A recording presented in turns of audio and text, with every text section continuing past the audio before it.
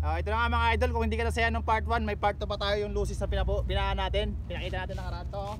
Mga idol, kailangan nakasalamin ka para safety mga idol. Panoorin nyo ha. Hoy, gumana ka.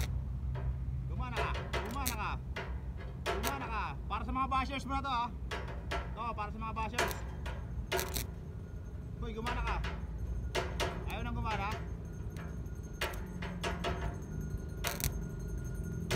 Ayan na! O, di ba? Hoy, ikaw magdadali ka! O, ano?